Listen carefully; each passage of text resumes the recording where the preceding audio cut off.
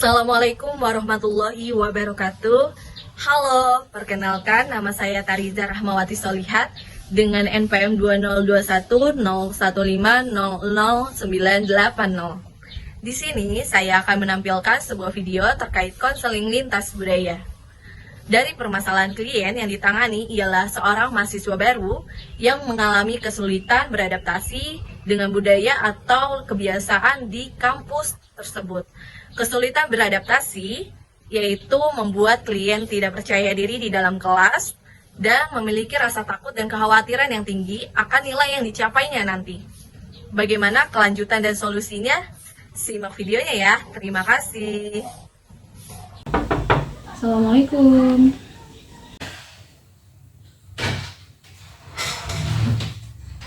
Iya. Waalaikumsalam. Ayo mari duduk. Makasih Bu. Sudah merasa nyaman dalam posisi duduknya? Sudah Ibu, sudah. Oke, saya izin duduk di sana ya. Ibu. Oke. Bagaimana kabarnya? Alhamdulillah saya baik Bu. Alhamdulillah jika baik. Tadi naik apa ke sini? Kebetulan tadi naik motor. Oh, naik motor. Dari rumah atau dari tempat lain? Saya dari kampus. Oh, dari kampus. Artinya habis kuliah atau gimana? Iya, habis kuliah. Oh, habis kuliah. Kalau boleh tahu namanya siapa? Nama saya Istighfari. Istighfari. Enaknya dipanggil apa nih? Kakak aja boleh Bu. Kak Isti ya. Oh, oke. Sebelumnya sudah pernah mengikuti layanan konseling? Ini baru pertama kali Bu. Oh, baru pertama kali. Oke, baik. Jadi saya Tariza Rahmawati sebagai konselor ini akan memberikan layanan konseling individu kepada Kak Isti.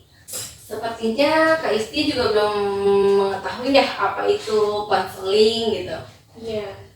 Oke, saya izin jelaskan ya bahwa layanan konseling individu itu adalah layanan di mana bantuan secara profesional untuk memberikan bantuan kepada individu untuk menyelesaikan permasalahannya. Nah, di dalam layanan konseling ini memiliki tujuan.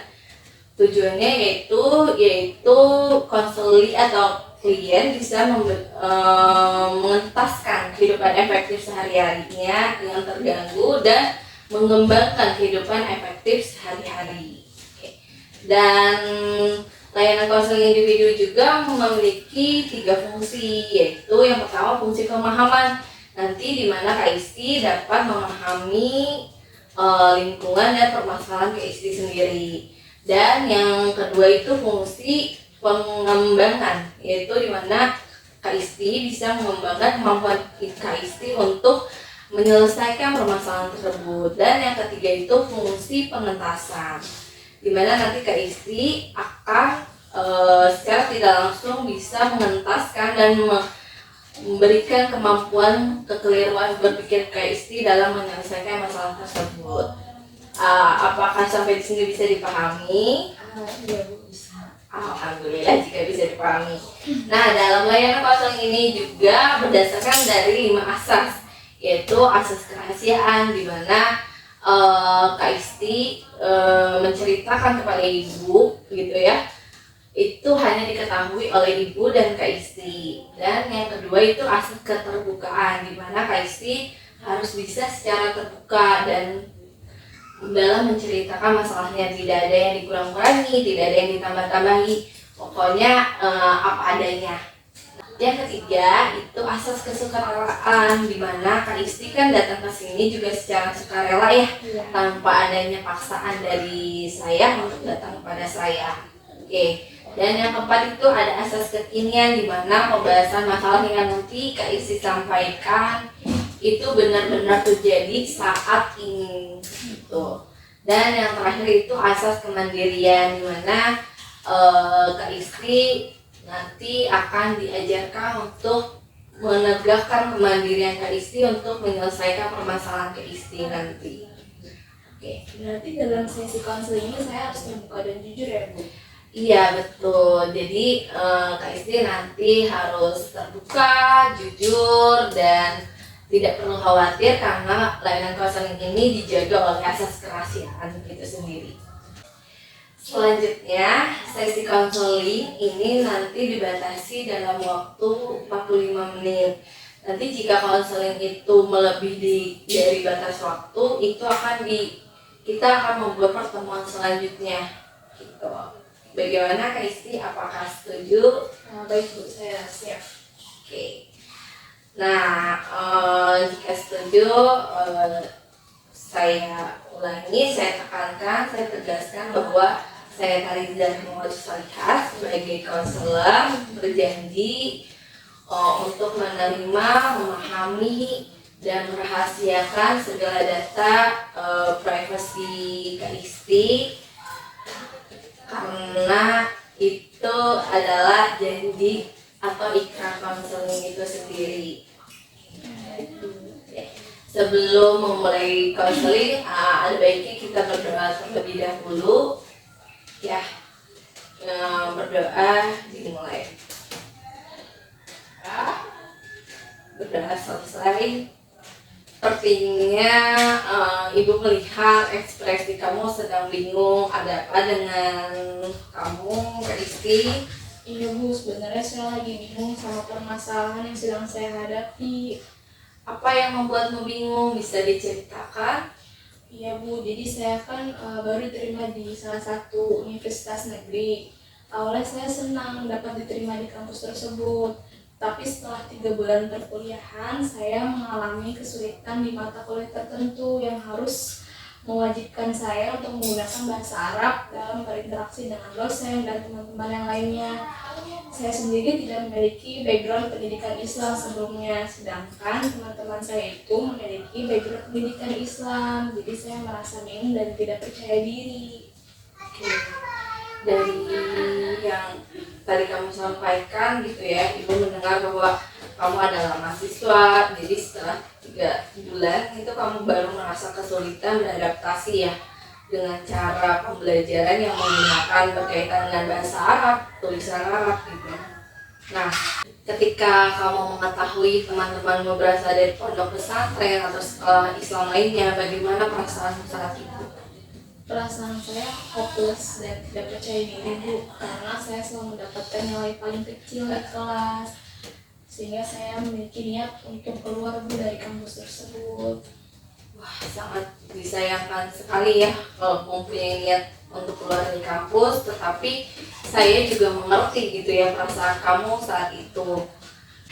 Selama 3 bulan ini kan Kak Isti sudah mengikuti perkuliahan gitu ya, mengikuti aturan-aturan di kelas. Nah, bagaimana Kak Isti berusaha beradaptasi di kelas dalam aturan penggunaan bahasa Arabnya?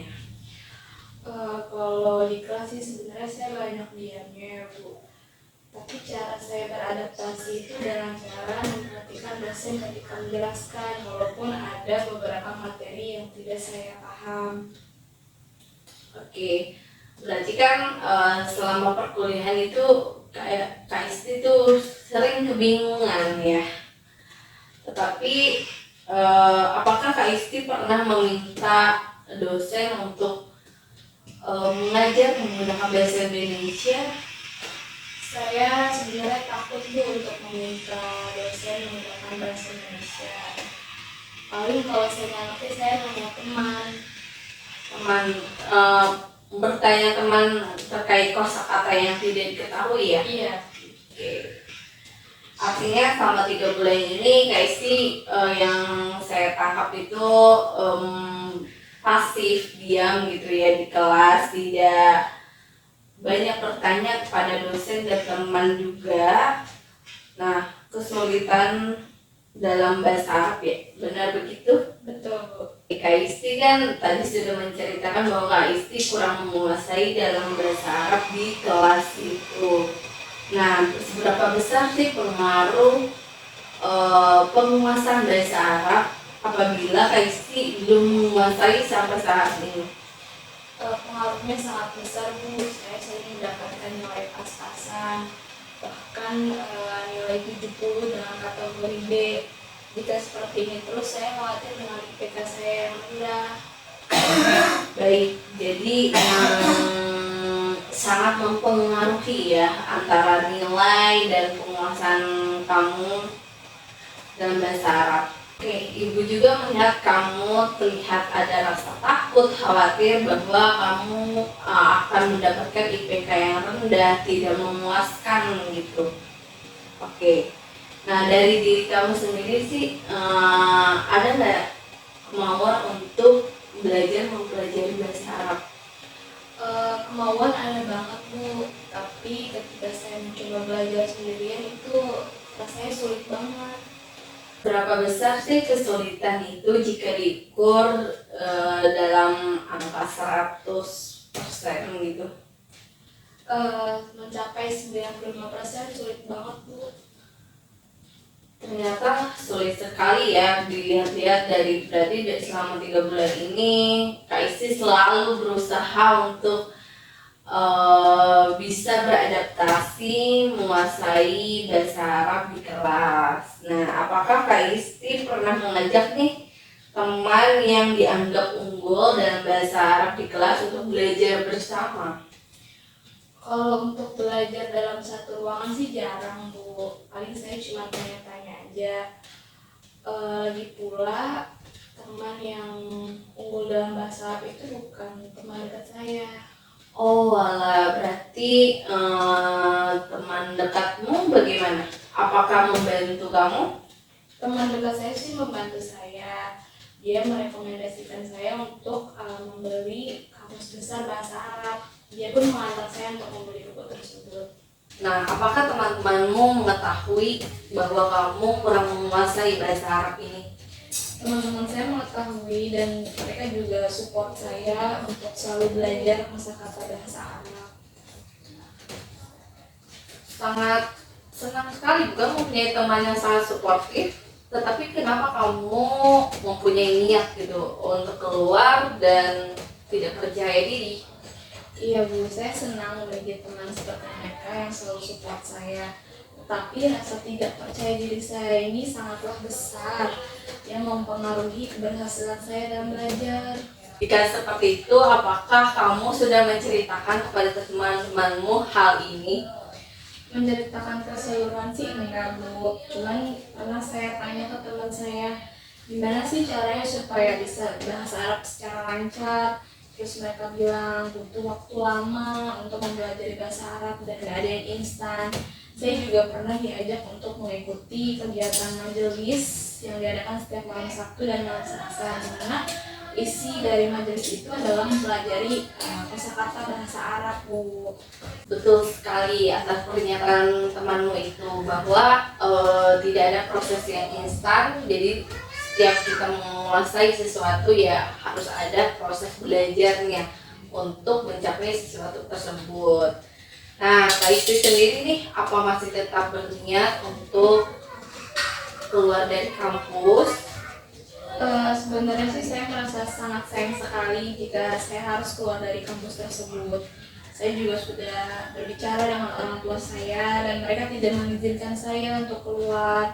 Mereka bilang saya kalah sebelum berperang jika saya harus keluar dari kampus tersebut. Ternyata orang tua Kak Isti sudah mengetahui ya hal ini. Jika seperti itu, apa yang akan Kak Isti lakukan untuk bertahan di kampus ini? Saya akan belajar menerima suka atau tidak suka dan saya akan mulai beradaptasi di lingkungan perkuliahan. Itu awalnya yang sangat bagus untuk Kak Isti. Ibu sangat setuju dengan pendapatmu tadi. Nah, dari pendapatmu itu apa usaha kamu untuk mempelajari bahasa Arabnya tersebut? Saya mulai memikirkan untuk menerima ajakan teman-teman saya untuk mengikuti majelis tersebut. Saya juga sebenarnya ingin sharing ke teman-teman saya bagaimana sih potensi bahasa Arab saya. Ide yang sangat tepat sekali. Dari sini saja kamu sudah menunjukkan sikap percaya diri kamu. Good job, lanjutkan. Saya juga sebenarnya sudah memikirkan hal ini Bu, cuman saya merasa kurang yakin dan ragu atas keputusan saya. Apa yang membuat Kak Isti merasa ragu dan tidak yakin pada saat itu? Saya merasa tidak mampu dalam berbahasa Arab, tetapi setelah berdiskusi dengan ibu, saya menjadi yakin dan pikiran saya terbuka. Oke, saya sangat senang sekali jika Kak Isti merasa diskusi ini bisa membantu dalam membuat suatu keputusan.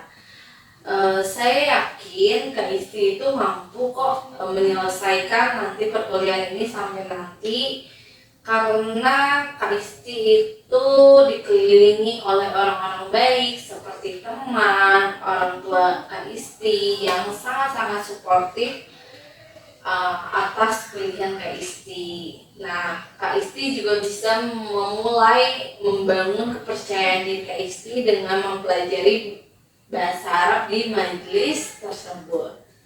Ibu doakan saya supaya saya bisa bertahan hingga akhir perkuliahan, dan doakan juga semoga 6 bulan ke depan saya sudah bisa berbicara bahasa Arab. Iya Kak Isti, saya doakan selalu yang terbaik untuk Kak Isti ke depannya sampai nanti selesai dari perkuliahan.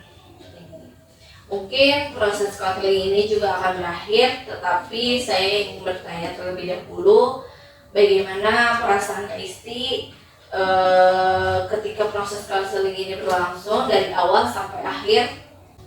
Saya merasa cukup lega dan tidak bingung karena ibu membantu membuka pandangan saya terhadap rasa ketidakpercayaan diri saya. Alhamdulillah ya Kak Isti, jika Kak Isti sudah merasa lega dan Kak Isti sudah mengetahui nih apa yang akan Kak Isti lakukan untuk permasalahan ini. Semoga solusi yang tadi sudah disebutkan itu menjadi solusi yang terbaik untuk kedepannya ya.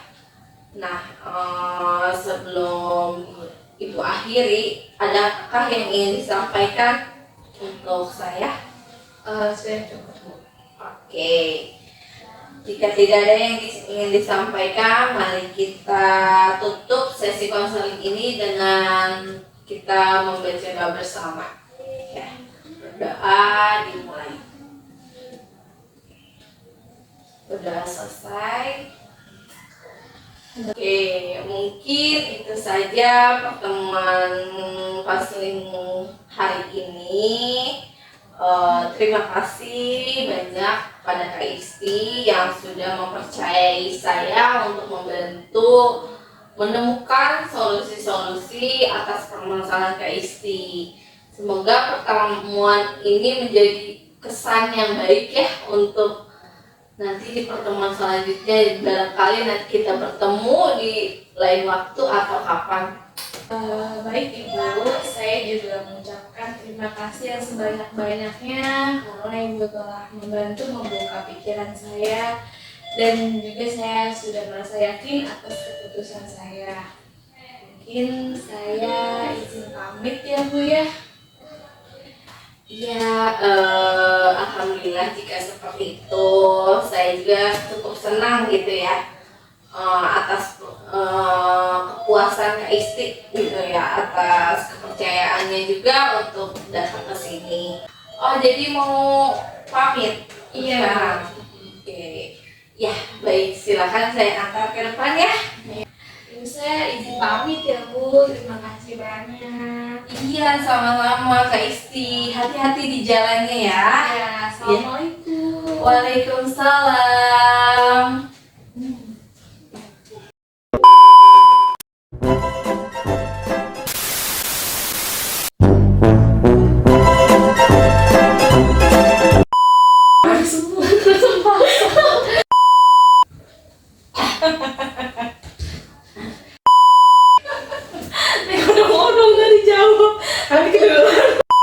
Selamat menonton. Yang harus mengharuskan. Kayak aduh, tuh bisa gue jadi artis nih.